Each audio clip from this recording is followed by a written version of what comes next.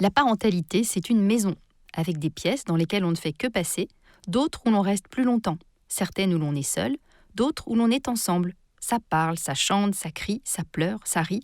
Tout ça, c'est une histoire de liens physiques, psychologiques, spirituels, de liens équilibrés, parfois pas, de liens déliés, brisés, renoués, mais de liens toujours. Comment ce lien se tisse-t-il entre parents et enfants?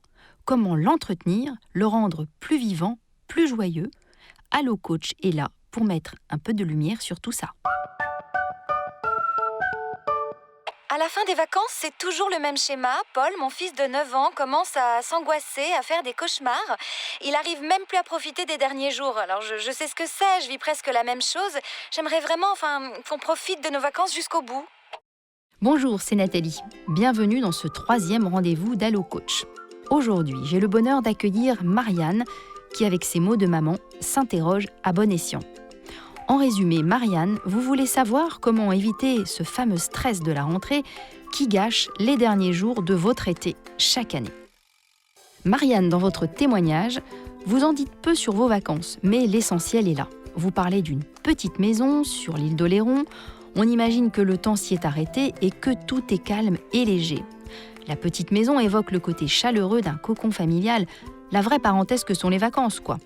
En plus, véritable symbole de coupure, vous et votre famille, vous êtes sur une île. Alors, certes, on n'est pas au beau milieu du Pacifique, il y a même un pont entre Oléron et le continent. Mais c'est quand même une île, avec tout son imaginaire. Difficile alors pour vous de vous projeter dans la fin de cette quiétude organisée. Et c'est toujours plus difficile pour le parent qui a planifié ces fameuses vacances en famille et qui a tout fait pour qu'elles soient réussies. Mais au fait, c'est quoi exactement les vacances ? Eh bien, ce mot vient du latin vacare, qui signifie tout simplement être vide, inoccupé. Alors les vacances, même si elles sont souvent bien remplies, sont justement une cassure de rythme à l'opposé de l'agenda du reste de votre année. C'est l'arrêt sur image, les 2 pieds sur le frein, la pause, le farniente, qui signifie littéralement ne rien faire. Bref, il y a dans le mot vacances cette injonction de ne rien faire.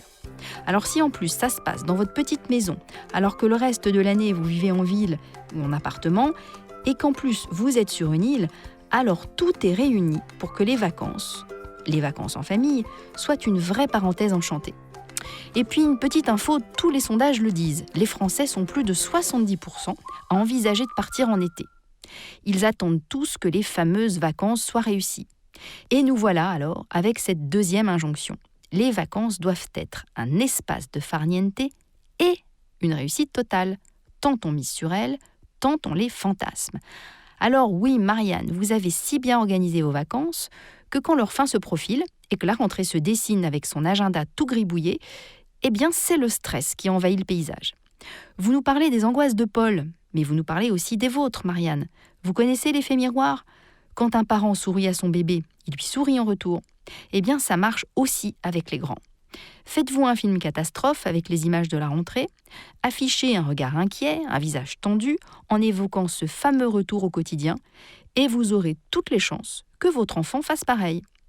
Tout dépend du regard que vous posez sur vos vacances, sur la rentrée, sur votre travail.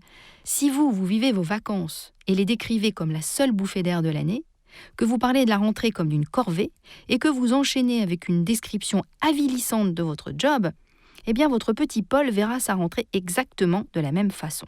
Toujours ce fameux effet miroir. Vous dites, Marianne, que l'idée de la rentrée vous tétanise. Et en parallèle, comme par hasard, Paul fait des cauchemars. Françoise Dolto, pédiatre et psychanalyste, disait toujours « les inconscients se parlent ». Eh bien là, vos inconscients, ils sont parfaitement raccords. Les angoisses de l'un nourrissent les angoisses de l'autre. Vous le savez certainement, les rêves, les cauchemars sont très utiles au cerveau. Ils permettent de digérer les émotions de la journée. C'est un peu comme une petite station d'épuration pour qu'au réveil, nous soyons nettoyés de ce trop-plein. Le psychanalyste Jung disait même que nos rêves nous permettaient d'avancer, d'être au plus près de ce que nous sommes, en nous montrant ce qui ne nous convient pas et qui ressort justement dans nos rêves à travers des images fortes et des symboles.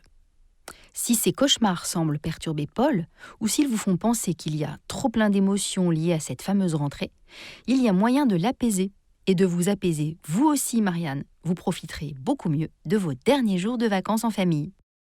Alors comment faire ? Eh bien, commencez par faire un travail pour vous. Demandez-vous pourquoi votre rentrée de parents est si anxiogène. Listez ce qui vous attend à votre retour et voyez comment vous pouvez hiérarchiser toutes vos missions afin que la rentrée ne soit pas une sorte de gros millefeuille, bien trop gros pour votre petite bouche. Listez aussi tout ce qu'il y a d'agréable dans votre emploi du temps, le sport que vous allez reprendre, vos activités entre copines, les dîners entre amis et peut-être même des escapades d'un week-end. Si vous vous apercevez qu'il n'y a rien de tout ça dans votre agenda de la rentrée, c'est justement qu'il est grand temps de le ponctuer de loisirs et de respiration. Ce stress de la fin des vacances, c'est sûrement enfin l'occasion de saupoudrer un peu de légèreté sur le reste de votre année. Une fois que vous y verrez plus clair, eh bien parlez de vos émotions à Paul. Dites-lui que vous aussi vous appréhendiez la rentrée, car vos vacances ensemble sont si précieuses que vous voudriez qu'elles ne s'arrêtent jamais. Mais que sans travail, sans école, pas de vacances, puisque le propre de leur fonction, c'est justement de créer des pauses dans vos rythmes respectifs. Dites-lui que vous avez réorganisé votre agenda pour qu'à la rentrée, il y ait plus de vrais moments ensemble. Ensuite, invitez-le à parler de ses émotions et de ses peurs à lui, à propos de la rentrée, de l'école.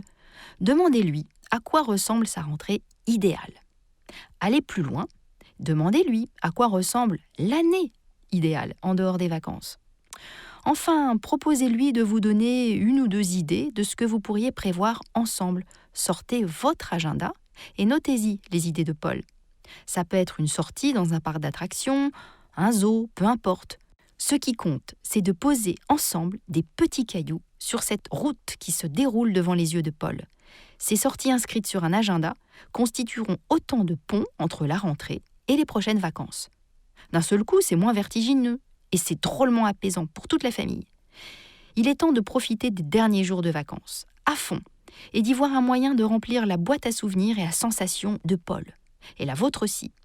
Alors retournez vous installer sur cette terrasse de la petite maison de vacances de l'île d'Oléron. Délectez-vous ensemble de la sensation des rayons du soleil sur la peau, des parfums ambiants qu'offre la nature. Lancez-vous dans la préparation d'un gâteau pour le goûter. Cueillez ou ramassez quelques feuilles, fleurs, coquillages, petites branches, qui seront la boîte à trésors de vos vacances. Bref, savourez, en disant à Paul qu'elles sont drôlement chouettes ces vacances, et qu'en attendant les autres, vous en aurez plein d'autres aussi des moments chouettes à partager tout au long de l'année. 3 idées dans votre poche. Et maintenant, Marianne, si je devais vous glisser 3 idées dans la poche, ce serait 1. Les vacances ne doivent plus être les seules bouffées d'air de l'année. Oh non. 2. Cauchemar ou sensation de malaise, invitez toujours Paul à parler de ses émotions. 3. Et si vous vous offriez un petit carnet spécial rentrée pour créer un vrai rituel de fin de vacances, vous y listez tout ce qui vous attend, vous et les autres membres de la famille.